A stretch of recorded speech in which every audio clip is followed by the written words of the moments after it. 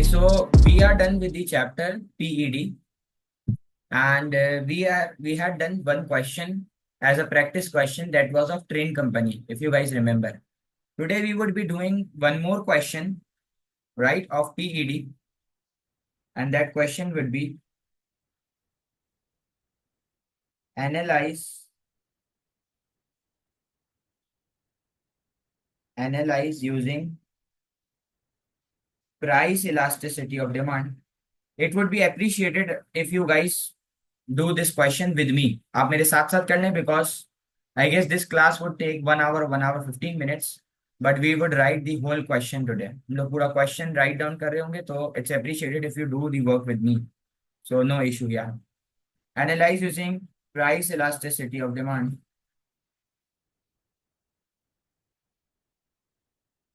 Analyze using price elasticity of demand. How a chocolate manufacturer how a chocolate manufacturer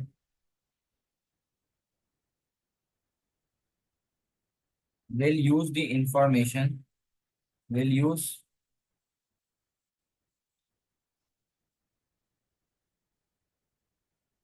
the information and following values to maximize his total revenue. To maximize his total revenue. 8 mark. Okay. Okay. So your question is analyze using price elasticity of demand how a chocolate manufacturer will use the information of PED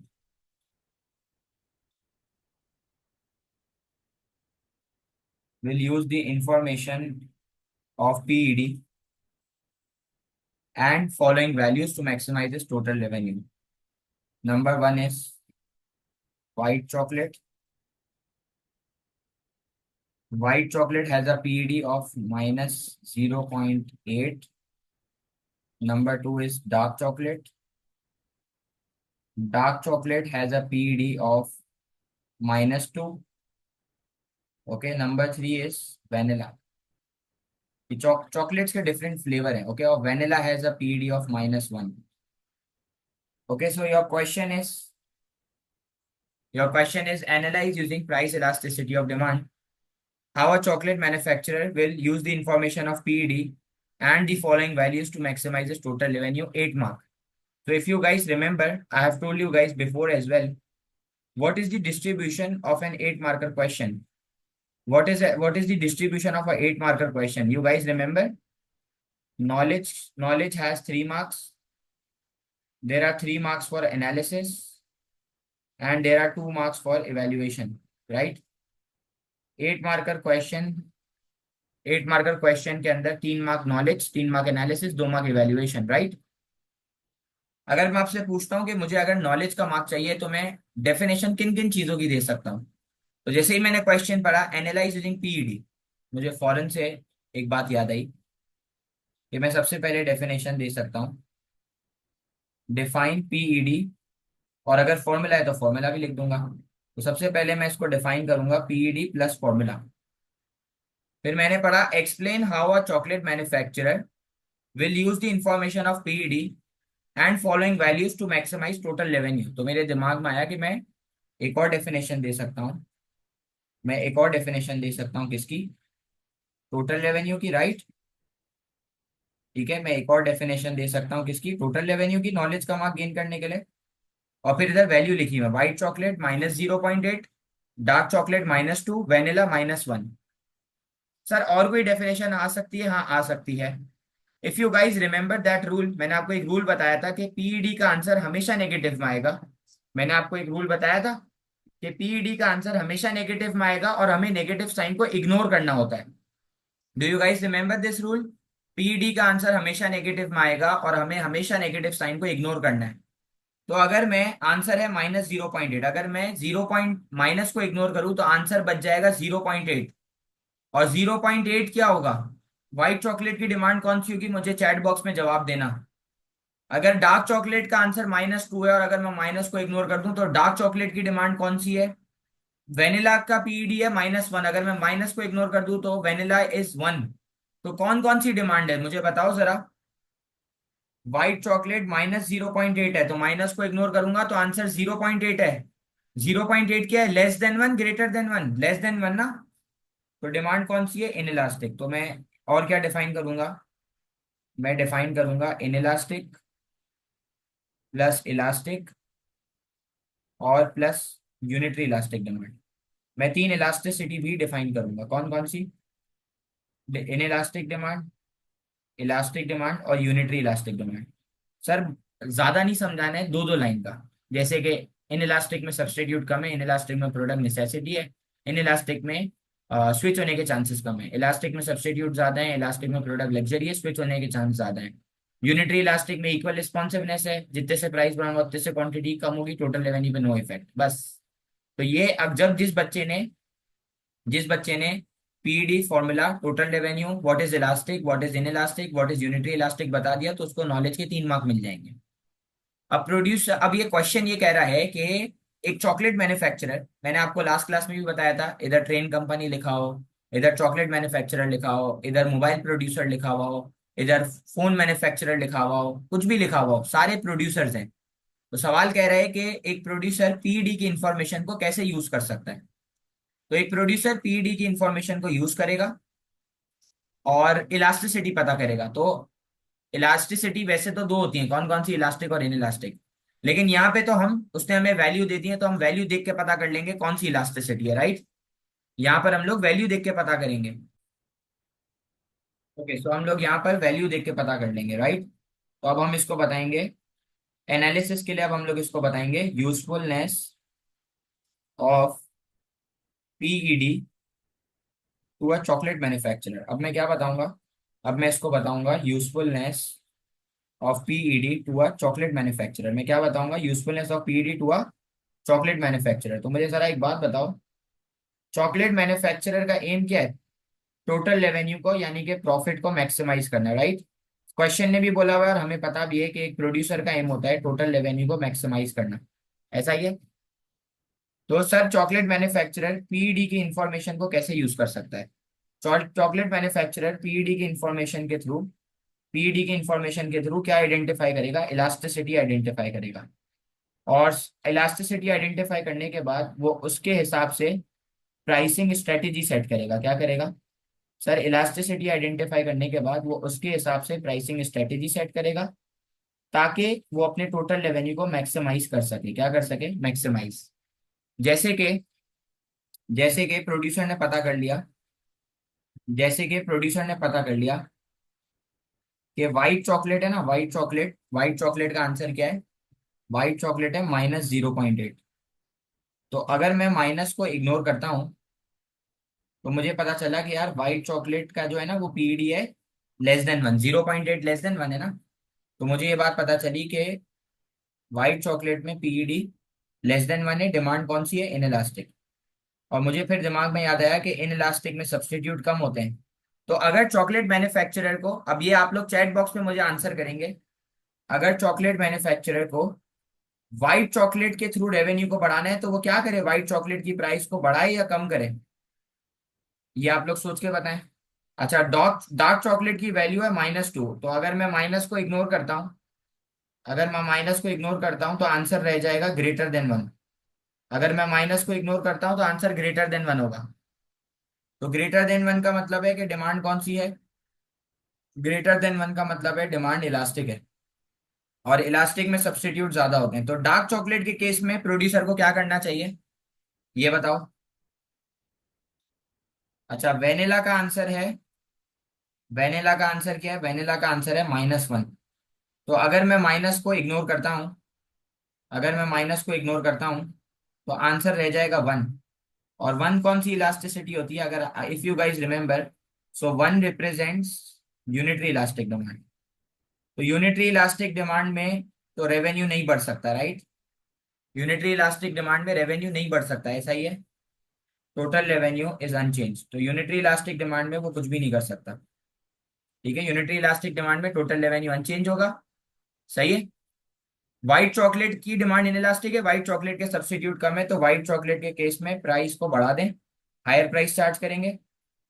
और dark chocolate के case के अंदर dark chocolate के case के अंदर price को reduce कर देंगे, राइट। सर व्हाइट चॉकलेट के केस के अंदर प्राइस को बढ़ा देंगे। सर डार्क चॉकलेट के केस के अंदर प्राइस को कम कर देंगे, ऐसा ही है। सर डार्क चॉकलेट के केस के अंदर प्राइस को रिड्यूस कर देंगे, सही लिखा है मैंने, ऐसा ही है। अच्छा, एक चीज मैं बताना भूल गया, नॉलेज के पार्ट, एनालिसिस के पार्ट में ही काउंट होगी और नॉलेज में भी काउंट हो जाएगी। मुझे इसको एक और चीज बतानी होगी, importance of negative sign under PED, जो मैंने आपको बता दिया था सवाल में कि नेगेटिव साइन को हमें इग्नोर करना होता है। तो आपको इसको थोड़ा सा बताना पड़ेगा कि नेगेटिव साइन की इंपॉर्टेंस भी क्या होती है, ठीक है। इंपॉर्टेंस ऑफ नेगेटिव साइन आपको ये भी बताना पड़ेगा इसको, राइट। अच्छा सर, कोई चीज मिसिंग है, मुझे याद दिलाओगे? ये तो मैंने बता दिया, व्हाइट चॉकलेट में क्या करूं, डार्क चॉकलेट में क्या करूं, वेनिला में क्या करूं प्राइस के साथ, लेकिन कोई चीज जिसके बगैर इकोनॉमिक्स इनकम्प्लीट है वो तो बताओ। सर इसके साथ साथ मैं क्या करूंगा? सर इसके साथ साथ मैं डायग्राम बनाऊंगा, राइट। अच्छा, अब हम लोगों को सबसे इंपॉर्टेंट चीज बतानी है।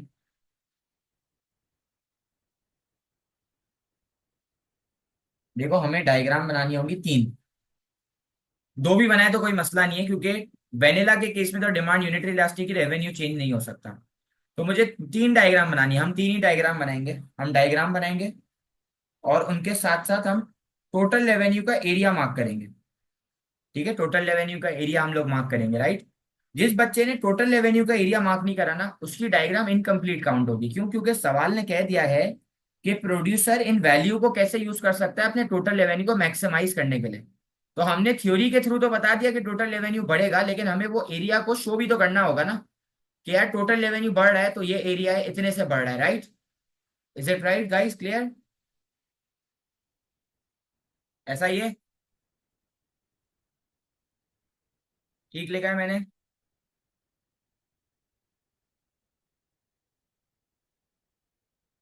ओके, अब सवाल ये है कि मुझे कंक्लूजन लिखनी है।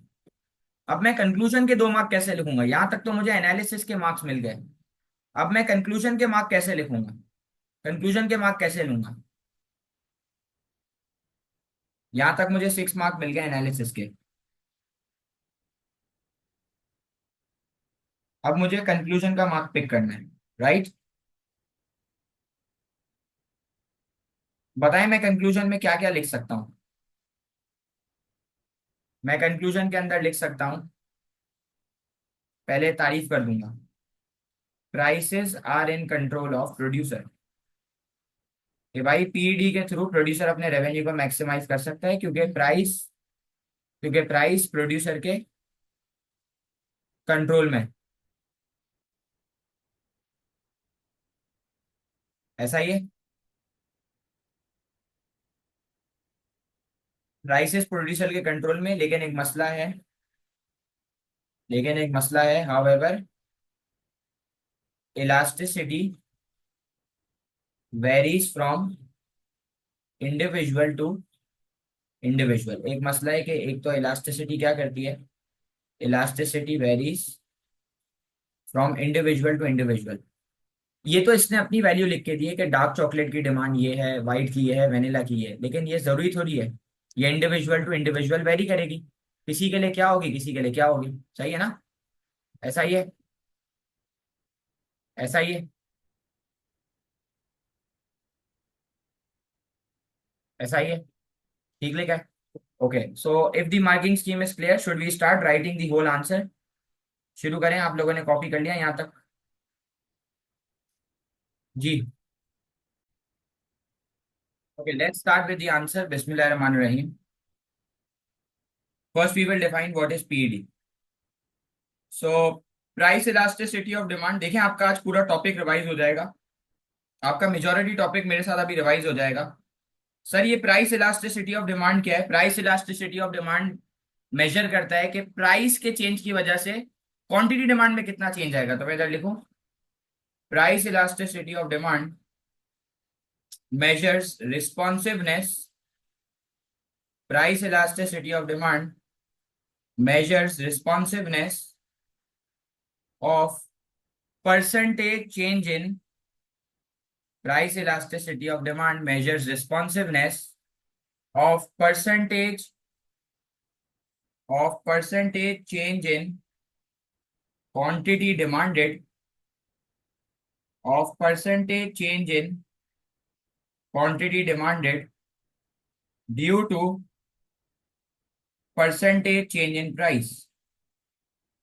Price elasticity of demand measures responsiveness of percentage change in quantity demanded due to percentage change in price. और कोई फॉर्मूला है तो फॉर्मूला लिखो जी, बिल्कुल फॉर्मूला है। And the formula is, formula क्या है बेटा, फॉर्मूला क्या है, PED is equal to percentage change in quantity demanded upon percentage change in price.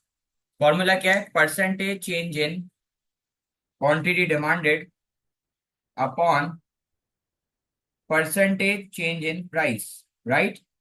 Okay, now a very important thing, अभी तो हम प्रैक्टिस कर रहे हैं, तो मैंने यहाँ पे लिख दिया परसेंटेज की साइन बनाई है, उसके बाद मैंने ट्राइंगल बनाया है, मैंने क्वांटिटी डिमांड को क्यूडी लिखा है।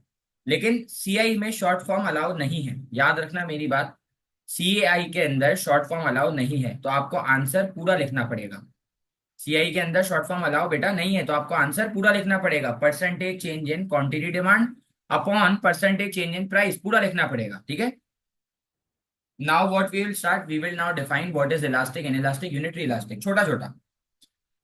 Okay, so elastic demand is greater than 1। जब भी आंसर ग्रेटर देन 1 होगा डिमांड इलास्टिक है, right. Elastic demand is greater than 1, comma it has high responsiveness. Elastic demand is greater than 1, comma it has high responsiveness, which means there are more substitutes available,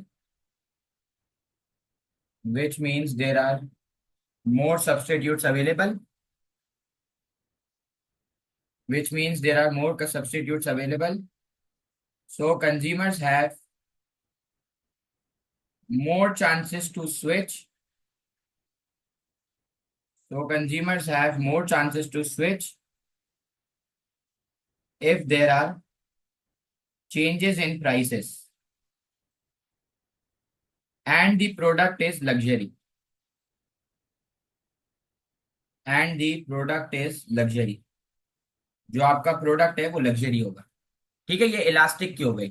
sir in elastic क्या है, what is in elastic, in elastic में PED less than 1 होगा, तो इधर लिखे ना, in elastic demand is when PED, in elastic demand is when PED is less than 1, comma it has low responsiveness, which means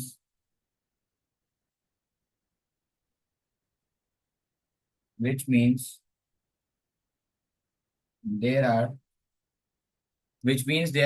inelastic में substitute कम होते हैं, ऐसा ही है,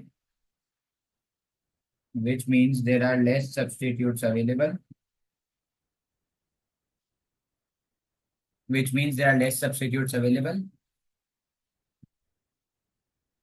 so consumers have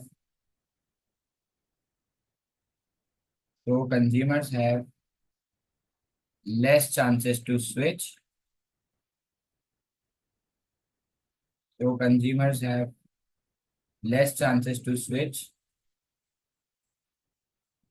if there are changes in prices, right,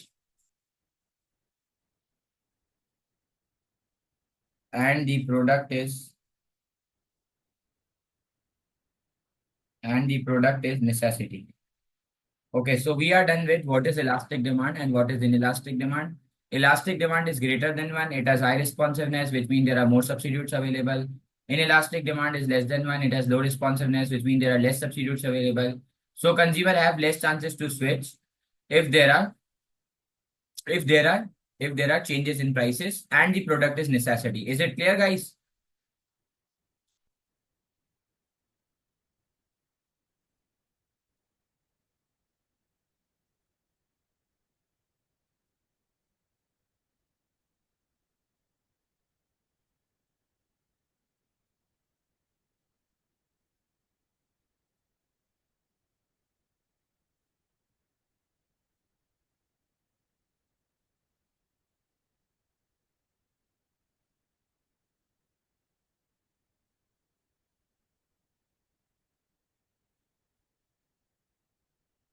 Okay, so let's go forward. Okay, now unitary elastic demand. Unitary elastic demand. Unitary elastic demand is less than 1, comma, it has equal responsiveness, comma, it has the equal responsiveness, which means, comma, it has equal responsiveness, which means percentage change in price is equal to percentage change in quantity demanded. Percentage change in price is equal to percentage change in quantity demanded, right? Okay, so we are done with the knowledge part. हमने PED define कर दिया, formula बता दिया, elastic क्या है, inelastic क्या है, unitary elastic क्या है. ठीक है guys. Okay, so any issue till here? So we should start the other part. Any problem?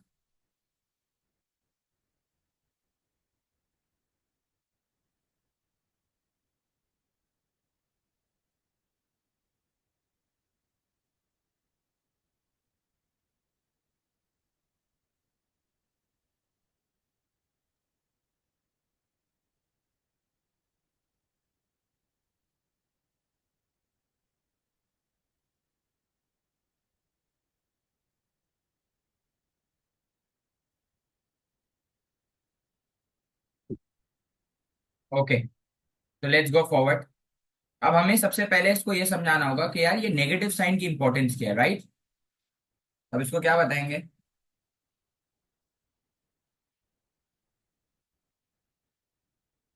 We will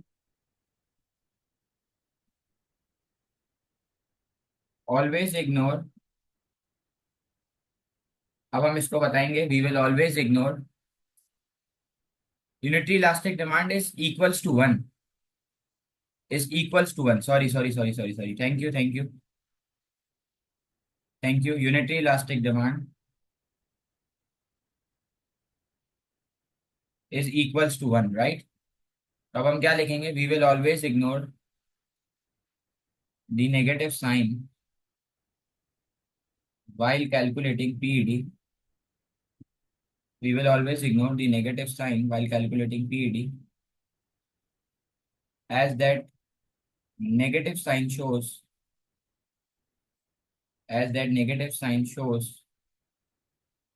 negative relationship,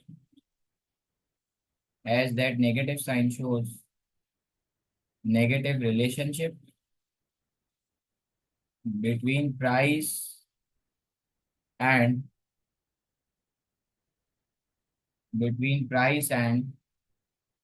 quantity demanded. Okay,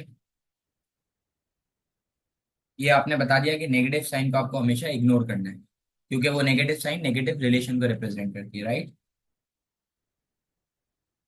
After ignoring it, we will identify the elasticity. After ignoring it, we will identify the elasticity and will plan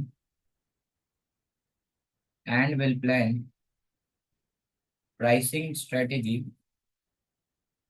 and will plan pricing strategy accordingly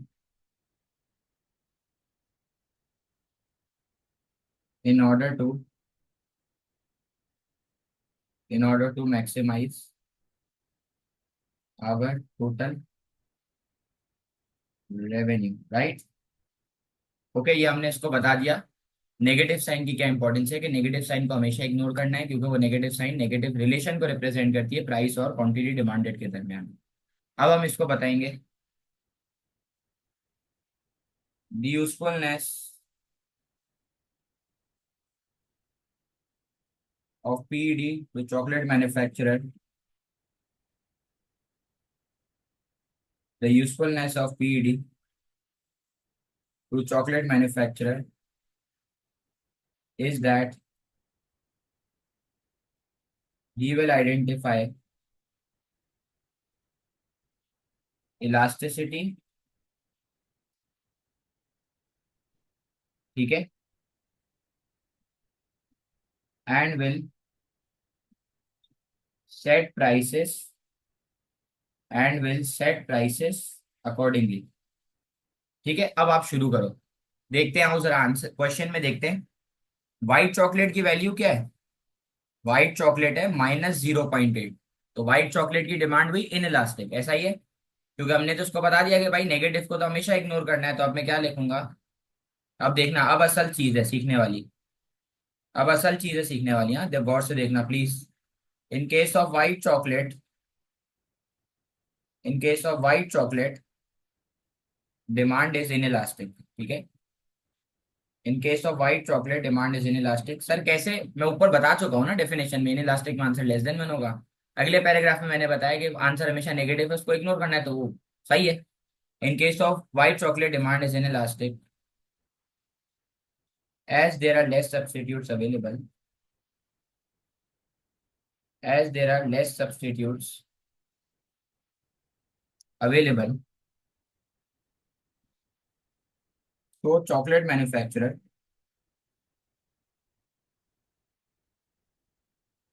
so chocolate manufacturer will increase price by a larger percentage, so chocolate manufacturer will increase price by a larger percentage, price को ज्यादा से बढ़ाएगा, demand inelastic है, substitute कम है, quantity थोड़े से कम होगी, which will contract, which will contract quantity demanded, which will contract quantity demanded by a smaller percentage,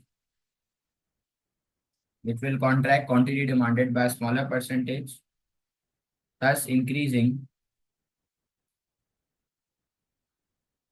thus increasing total revenue।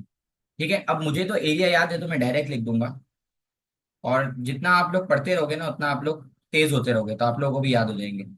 thus increasing total revenue from OPAQ to OP1 BQ1 as shown in, as shown in diagram number 1। Okay, so white chocolate is clear to everyone, guys. Okay, now let's see about the dark chocolate. So dark chocolate is -2, right? Dark chocolate क्या है? Dark chocolate -2 है। तो यार negative sign को अगर ignore करें तो answer 2 है, 2 ग्रेटर देन 1 है, तो डार्क चॉकलेट की डिमांड कौन सी हुई? इलास्टिक हुई ना। तो अब क्या लिखूंगा? अब मैं क्या लिखूंगा बेटा? अब मैं लिखूंगा in case of dark chocolate the demand is elastic as there are, the demand is elastic as there are more substitutes available, so chocolate manufacturer इस बार क्या करे भाई? चॉकलेट मैन्युफैक्चरर बढ़ाए कम करे प्राइस को? तो chocolate manufacturer should reduce, should reduce price by a smaller percentage, so chocolate manufacturer should reduce price. So chocolate manufacturer should reduce price by a smaller percentage, which will extend quantity demanded, which will extend quantity demanded by a larger percentage, which will extend quantity demanded by a larger percentage, thus increasing total revenue, thus increasing total revenue from, देखो मुझे तो area याद है। अब हम total revenue को क्या करेंगे, इंक्रीज करेंगे ना, कहाँ से कहाँ तक, from OPAQ to OP1 BQ1, और क्या लिख देंगे, as shown in diagram number 2, as shown in diagram number 2। So is dark chocolate clear to everyone? अब जरा सोच के बताना, वेनिला रह गया, वेनिला का आंसर था -1, अगर आप देखें तो वेनिला का आंसर क्या है भाई, वेनिला का आंसर है -1, और -1 का माइनस को अगर इग्नोर कर दे तो आंसर 1 रह जाएगा। 1 means that the demand is unitary elastic, तो यूनिटरी इलास्टिक में तो रेवेन्यू में कोई चेंज नहीं आएगा, तो बस हम ये लिख देंगे, रेवेन्यू में कोई चेंज नहीं आएगा यूनिटरी इलास्टिक डिमांड के केस के अंदर, right. Okay, so let's start with vanilla now. Okay, last thing, फिर 3 डायग्राम बनाएंगे और कंक्लूजन लिख देंगे, ठीक है। In case of vanilla, in case of vanilla, the demand is unitary elastic. The demand is unitary elastic. So a decrease in price, vanilla was -1, ठीक है Khadija, a decrease in price will extend, a decrease in price will extend quantity demanded by equal percentage, by equal percentage, thus having no change in total revenue, ठीक है। अब मैं आपके सामने 2 diagram बनाऊंगा। तो यार मुझे आप जरा याद करा दो प्लीज, इलास्टिक में कौन सा कर्व होता है, इन इलास्टिक में कौन सा होता है, नाम बताओ मुझे प्लीज। सबसे पहले 2 एक्सिस बनाएंगे, देखिए इधर, सबसे पहले 2 एक्सिस बनाएंगे, ऐसा ही है। सर इलास्टिक में कौन सा कर्व होता है, इलास्टिक में फ्लैटर होता है, इन इलास्टिक में स्टीप होता है, राइट। सबसे पहले लेबलिंग कर लो, ऊपर आ गया प्राइस, नीचे आ गया क्वांटिटी डिमांडेड, राइट। सर ऊपर आ गया प्राइस, नीचे आ गया quantity demanded, right guys. Sir अब मैं डिमांड, इलास्टिक में डिमांड कर फ्लैटर होता है, इन इलास्टिक में स्टीप होता है, वसील ऐसा ही है, सारा ऐसा ही है। इलास्टिक में डिमांड कर स्टीप बनाया, इन इलास्टिक में फ्लैटर बनाया है, इन इलास्टिक में स्टीप बनाया, देखें ये डिमांड कर फ्लैटर है और ये डिमांड कर स्टीप बना दिया, ठीक है। अब कुछ भी नहीं करना, I am using an orange pen, ये एक प्राइस हो गई, जहां डिमांड कर फिट अचुआ वहां से नीचे क्वांटिटी आई, मैं लेबलिंग कर रहा हूँ, ये प्राइस पी हो गई, ये पॉइंट ए हो गया, ये क्वांटिटी क्यू हो गई, ठीक है। इलास्टिक में सब्सटीट्यूट ज्यादा है तो आप प्राइस को थोड़े से कम करोगे, राइट। तो देखें जैसे ही मैंने प्राइस को थोड़े से कम करा तो आप देखें क्वांटिटी डिमांड ज्यादा से बढ़ी है, ऐसा ही हो रहा है। देखिए आप, मैंने जैसे ही प्राइस को पी से P1 के ऊपर थोड़े से कम करा, क्वांटिटी डिमांड ज्यादा से बढ़ रही है, ऐसा ही हो रहा है, देखिएगा गाइस। प्राइस पी से P1 पे कम होगी, क्वांटिटी डिमांड क्यू से Q1 के ऊपर बढ़ जाएगी, ऐसा ही है। जब प्राइस पी से P1 के ऊपर 10% से कम होगी तो क्वांटिटी डिमांड क्यू से Q1 के ऊपर ज्यादा से बढ़ जाएगी, और इसकी वजह से मूवमेंट हो जाएगी ए से बी पे। अब आप मुझे जरा याद दिलाओ, किसी बच्चे को याद है टोटल रेवेन्यू का फॉर्मूला क्या था, टोटल रेवेन्यू का फॉर्मूला था प्राइस इंटू क्वांटिटी। तो पुरानी प्राइस है ओपी, पुरानी प्राइस है ओपी, पुरानी क्वांटिटी है ए क्यू, तो पुराना रेवेन्यू क्या होगा, पुराना रेवेन्यू होगा OPAQ। तो पुराना रेवेन्यू क्या है, आपकी नॉलेज के लिए बता रहा हूँ, ताकि जो बच्चे ये देखेंगे, ये देख रहे हैं, उनको याद आ जाए। पुराना रेवेन्यू ये वाला बॉक्स हो गया, OPAQ, ठीक है। सर नया रेवेन्यू क्या होगा बेटा, मुझे बताओ। नई प्राइस क्या है? नई प्राइस है O से लेके P1 तक, नई क्वांटिटी है B से लेके Q1 तक। तो न्यू रेवेन्यू का जो बॉक्स है वो ये पूरा है। तो रेवेन्यू बढ़ रहा है ना भाई? हो रहा है, ऐसा हो रहा है नहीं हो रहा? हो रहा है ना? तो इधर लिख दू OP1 BQ1, तो आपका टोटल रेवेन्यू बढ़ गया। ऐसा ही हो रहा है, राइट? अच्छा, अब आप मुझे बताएं एक बात। अब मैं इन इलास्टिक की डायग्राम बना रहा हूँ, ठीक है। सर ये एक प्राइस हो गई, जहां डिमांड कर्व टच होगा वहां से नीचे क्वांटिटी आएगी। तो इधर लिखूं प्राइस P, ये हो गया पॉइंट ए, नीचे आ गया क्वांटिटी Q। अब इन इलास्टिक में सब्सटीट्यूट कम है, तो मैं प्राइस को ज्यादा से बढ़ाऊंगा। तो देखें, ये प्राइस को मैंने ज्यादा से बढ़ाया, क्वांटिटी डिमांड कितने से कम हो रही है? थोड़े से कम हो रही है। देखिएगा आप, मैंने प्राइस को ज्यादा से बढ़ाया, आप देखिए क्वांटिटी डिमांड थोड़े से कम हो रही है। और ये A से B के ऊपर क्या होगा, देखिए आप, प्राइस को ज्यादा से बढ़ाया, क्वांटिटी डिमांड थोड़े से कम हो गई। ऐसा ही है। सर प्राइस में आया है लार्जर चेंज, सर प्राइस में आया है लार्जर चेंज, क्वांटिटी डिमांड में आया है स्मॉलर चेंज। यार ये कोई बच्चा बताएगा, ये A से B पे जो हो रहा है इसको क्या कहते हैं? कोई बच्चा बताएगा मुझे प्लीज, ये A से B पे जो हो रहा है इसको क्या कहते हैं? इसको क्या कहते हैं, याद है किसी को? इसको मूवमेंट कहते हैं। बेहतरीन।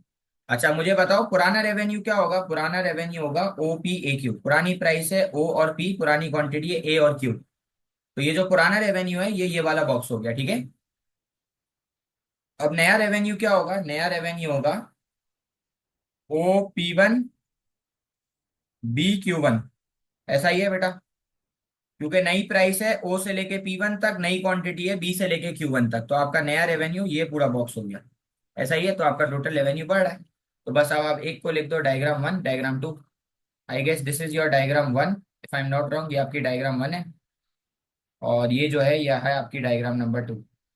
अब कंक्लूजन रह गई, कंक्लूजन के 2 मार्क। बस अब दो लाइन और लिखूंगा, कंक्लूजन के मार्क लूंगा, that's it, end of the answer. अब मेरे पास जगह ही वैसे 3 लाइन ही बची है, ठीक है। तो अब मैं क्या लिखूंगा, आ जाए देखते हैं जरा। To conclude, in my opinion, prices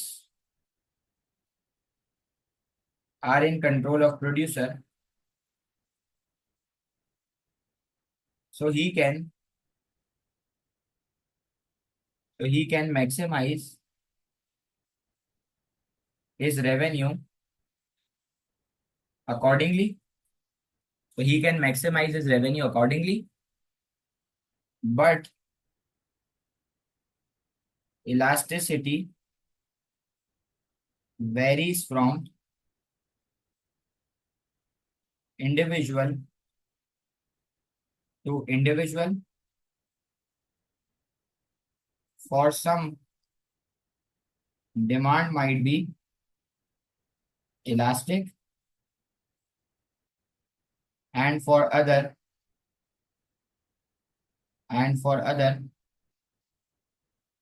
it might be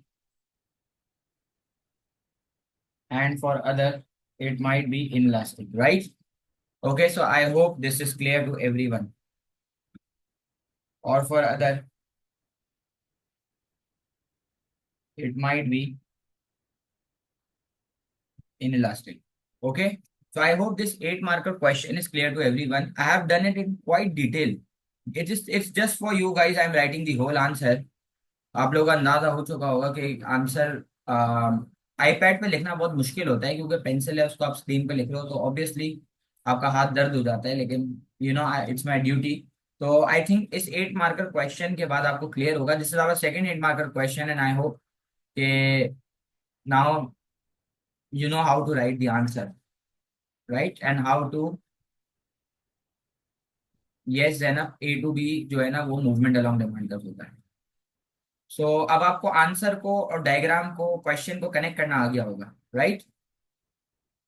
okay, so thank you so much. We're gonna have our next class tomorrow inshallah, and we will do one more question tomorrow. ठीक है, thank you.